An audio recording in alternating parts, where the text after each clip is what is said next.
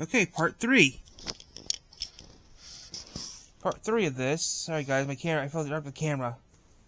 Part 3. Died, who I guess is enough of a character to add to the count.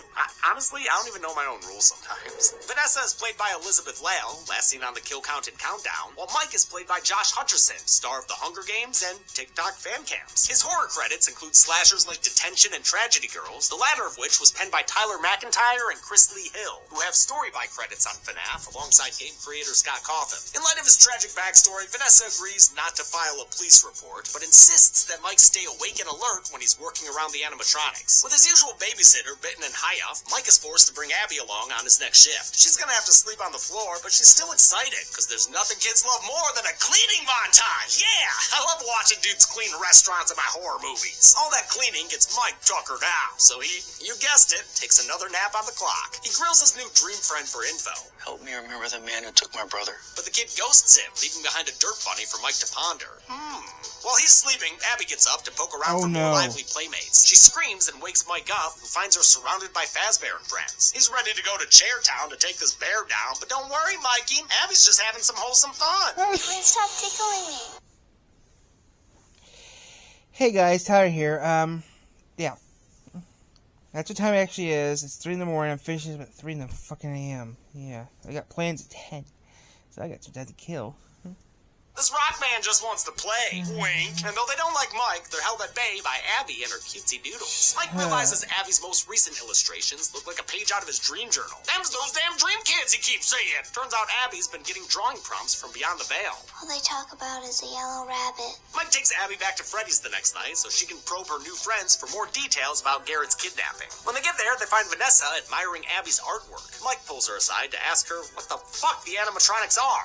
Ghost children possessing giant robots? Oh, actually sounds like he picked up on it pretty quickly. So it seems like the ghost kids from his dreams are the ones kidnapped in the 80s, with each of them representing a Robo band member. An Abby original kicks off a goofy fort building montage set to Connection by Elastica. I can't say I expect this rock band just wants to play. Wink. And though they don't like Mike, they're held at bay by Abby and her cutesy doodles. Mike realizes Abby's most recent illustrations look like a page out of his dream journal. Them's those damn dream kids he keeps saying. Turns out Abby's been getting drawing prompts from beyond the veil. All they talk about is a yellow rabbit. Mike takes Abby back to Freddy's the next night so she can probe her new friends for more details about Garrett's kidnapping. When they get there, they find Vanessa admiring Abby's artwork. Mike pulls her aside to ask her what the fuck the animatronics are. Ghost children possessing giant robots? Oh, actually sounds like he picked up on it pretty quickly. So it seems like the ghost kids from his dreams are the ones kidnapped in the 80s, with each of them representing a Robo band member. An Abby original kicks off a goofy fort building montage set to Connection by Elastica. I can't say I expected this cheesy-ass sequence, but you know what? I still find it kind of cute.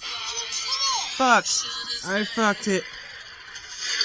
But, oh man, did they really want to lay on that nasty-ass carpet? You know it's full of dirt and gum and pee, probably. Despite the hijinks, Fazbear's Pizza is far from kid-friendly, if this Dolly Death Trap is anything to go off of. Some fans think this Peepless Creeper is Circus Baby, a recurring enemy in the game. However, she appears to be more closely based on Ella, a character from the FNAF novels. It's a pretty obscure character to be sure, though still relevant enough to get her own Funko Pop. By the way, thank you, writer Tim, for providing all of this information, because, like I said earlier, I don't know jack shit about this series.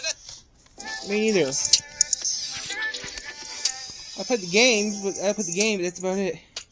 Vanessa explains that Fazbear's older animatronics were also worn as suits. These pokey prongs, called spring locks, were designed to keep the suit's robo-bits in place. Unfortunately, they tend to get a little more bear-trappy as they age. If that wasn't scary enough, Abby shreds too hard and knocks herself unconscious. Vanessa gets mad that Mike endangered his sister by bringing her here, but, I mean, you know, it doesn't mean they can't still hook up, right? If you ever bring Abby back here again, I will shoot you. So that's a maybe? The night's events convince Mike he's an unfit guardian. Abby wakes up the next morning to the smell of burnt bacon and bad news. Mike's gonna let Aunt Jane take custody of her after all. Aw, Abby, I know it sucks. Just channel that anger into your art. Mike runs away from his responsibilities and back to Freddy's to take a nap. This time in his dreams, Garrett is conspicuously unkidnapped. The Boo Crew shows up and offers Mike a deal. He can have a nightly reunion with his loving family, all at the low, low price of his little sister. We want Abby.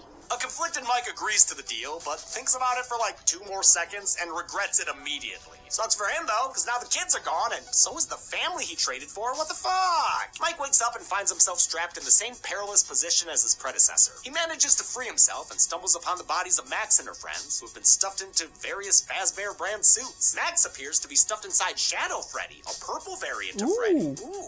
Mike makes it to the back entrance, where he nearly falls victim to Foxy's song and dance before escaping. I love this cable system they used for Foxy's sprint down the hallway. It's great. Back home, Aunt Jane is too distracted by her nightly infomercials to notice she has a surprise guest. Abby emerges from her room to find Freddy and Lead Ghost Kid waiting for her. She'll just have to ignore Aunt Jane lying on the floor over there. Lead Kid tells Abby she's sleeping, and it's possible she's only knocked out, but I'm making a judgment call and saying she did.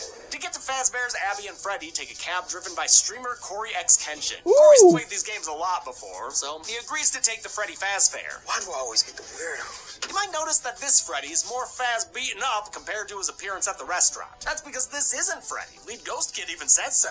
Not Freddy. It's actually Golden Freddy, a ghostly entity who serves as the overarching antagonist of the first game. Fans of the games might have caught his iconic "It's me" written on a mirror earlier, or noticed his signature glowing right eye. He's who the Lead Ghost Kid represents, but he phantom vanishes once they arrive at the restaurant. We catch up with Mike at a random police supply outpost that Vanessa must have brought him to off-screen. He's pissed at her for not warning him about the homicidal robots. You saw Abby playing with them.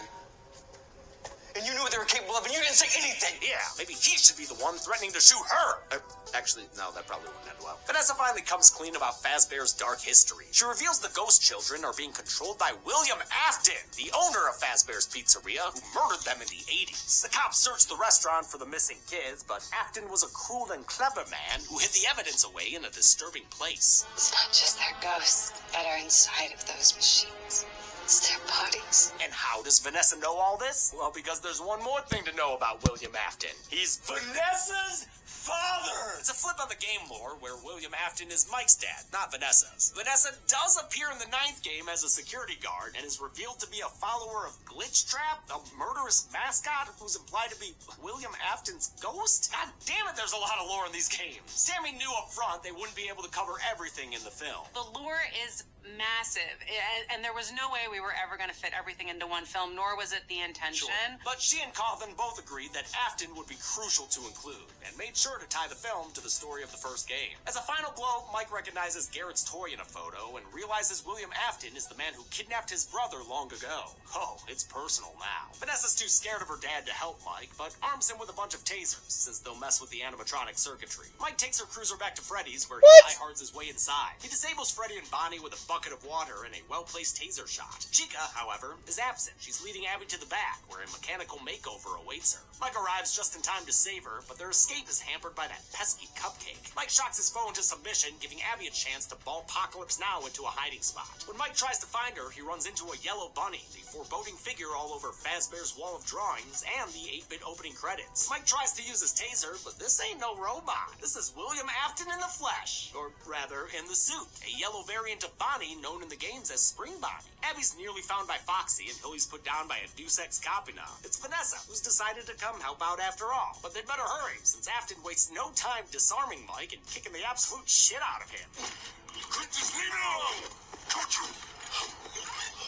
Lucky me! Afton reveals he murdered Garrett shortly after kidnapping him, so I'll go ahead and put him on the count. The kid killer is positively thrilled he gets to complete the set by murdering Mike right now. Symmetry, my friend! He summons forth Fazbear and friends to finish off Mike, but Vanessa shows up and holds her father at gunpoint. Between his voice and that ghost-faced knife wipe, you might have guessed Afton's identity before he removes his mask. But if you didn't, surprise, Sydney, it's Steve Raglan. A reveal that might have been more shocking if Lillard wasn't announced as William Afton back when he was cast. Also, wait, what the fuck? I thought he was supposed to be purple or something. Anyway, major props to Lillard for his physical performance here, considering he couldn't actually see out of his suit, instead relying on Tammy's direction to know what he was doing. Vanessa gets a shot off on her old man before he regains the upper hand. Abby tends to Mike, who realizes her drawings might be able to save them, since they're how she can communicate with the Ghost Kid robots. He tells her to show them what really happened. Giddy up, Abby. It's doodle or die. Afton tries to stifle her art, but he's stopped by Vanessa, who receives a gnarly stab to the stomach for her troubles. Abby pins up her drawing, which depicts Afton's crimes against the kids. It strikes a chord with the animatronics, and after Mike puts a spotlight on the kitty killer, the band finally turns on their manager. He tries to get them back under his control with some sweet talk. You are wretched, rotten little beast. But for some reason, it doesn't work. Mr. Cupcake takes a bite out of him, which causes the suit's spring locks to activate. And a scene ripped straight from the games, Afton is crushed inside his suit as he defiantly puts his mask back on. I always come back. I know that line comes from the games, but I wonder if Coffin knew it was already a Chucky quote. I always come back. Mike and Abby escape with an injured Vanessa as the restaurant begins to collapse, leaving Afton to be dragged away to an unpleasant fate. In the film's epilogue, Abby is shown to be thriving, while Vanessa is shown to be in a coma. Womp womp. Over dinner, Mike and Abby tease a sequel by talking about visiting the animatronics again. The film fades back to a ruined Fazbear's, where Golden Freddy's ghost child stands watch over a seriously messed up Afton. He's not quite ready to go on the count yet, though. If you're familiar with the game lore, you know why. The end credits are scored by the Living Tombstone's Five Nights at Freddy's song, another early viral creation that helped popularize the game. A mid-credits scene sees cab driver Corey get jump-scared by Balloon Boy, who popped up 2 other times in the movie. In the games, Balloon Boy serves as a recurring nuisance who appears suddenly and messes with the player's controls. Finally, the credits end with an eerie voice. It spells out "Come find me," another quote associated with that bastard Golden Freddy who alt F4'd my game when my stream tricked me into putting in a secret code. Well, let's see what this is. What happened? You fucks! How many people wound up biting the big one of 87? Well, I want to tell you, but I'm not sure where to go from here. May I suggest the numbers? Oh, sure, thank you, Ness, but the problem is I haven't come up with a good to the numbers bit yet. Oh, that's no big deal. Are you sure? Because I feel like some people think a kill count's only as good as its to the numbers gag. Well, some people do say that, but, you know, it's just a theory. A kill count theory? Yeah, I guess it would be that. Okay, alright, yeah, let's go. Yeah, please. Yeah, let's end this then. The numbers. I counted 8 kills in Five Nights at Freddy's, though I'm sure there's room for debate there. The victims consisted of 5 males and 3 females, giving us this Fazbear Pizza Pie chart. We've seen this count and breakdown in 9 previous kill counts before.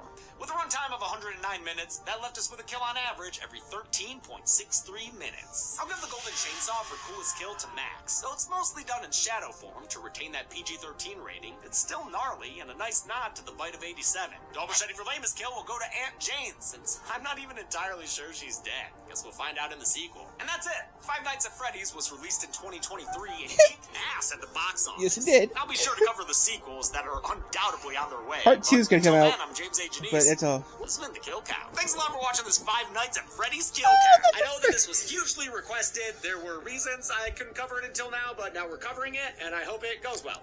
Man, I love all the little balloons in here. It's so fun. Hello? Thanks for Matt Pat for coming over to my house and filming that segment. It was so fun to do it with him. We got lucky. He happened to be in town the weekend I was filming this, and Stephanie came too, and they're so nice. I love them. I'm so glad we got to catch up a little bit, and I hope to talk to them more soon. And of course, special thanks to patrons.